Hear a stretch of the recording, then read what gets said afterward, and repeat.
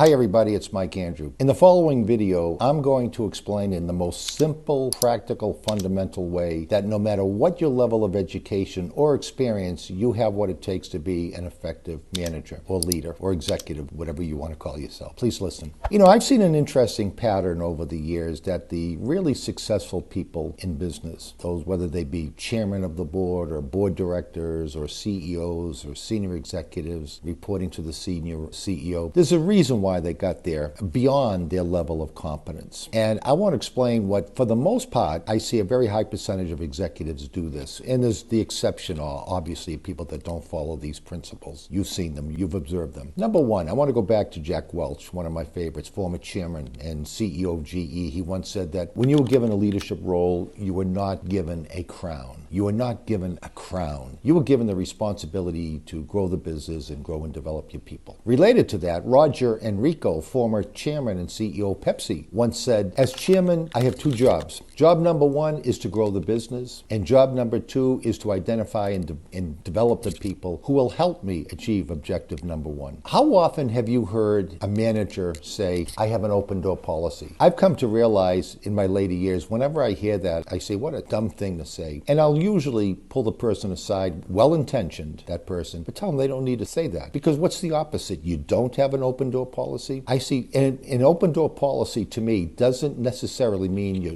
office door is open. Although I wish it were a lot more. I see too many managers, their door is shut and you got to get permission to come in, which I've never allowed that to happen to myself. I've always bypassed the secretary and just knocked on the door and walked in and said, excuse me, I would just want to talk to you about something if you have time. But an open door policy in practical, everyday sense, here's what it is. It's not keeping your door open necessarily. It's returning a phone call. Having the courtesy of returning a phone call or the courtesy of returning an email or WhatsApp message. How do you think a person feels when they send a message up and that person doesn't respond? It makes them feel insignificant, irrelevant. That's open door policy. Open door policy is also what I've learned over the years, MBWA, managing by walking around. You know, walking around to letting people be aware, if you're like, say, a vice president, that thank you, I heard you're working on this particular initiative, thank you, I heard you're doing a good job. Giving that person a little encouragement, a pat on the back, and recognizing their level of contribution and value to the organization. That does wonders. If you ever want to increase your engagement score or your positive climate score, you don't need committees to figure it out. Just take 10 minutes a week and do a little MBWA, talking to people rather than cooping yourself up in your office. This to me is all about demonstrating humility and treating people with dignity. It's also the difference between leadership and bossship.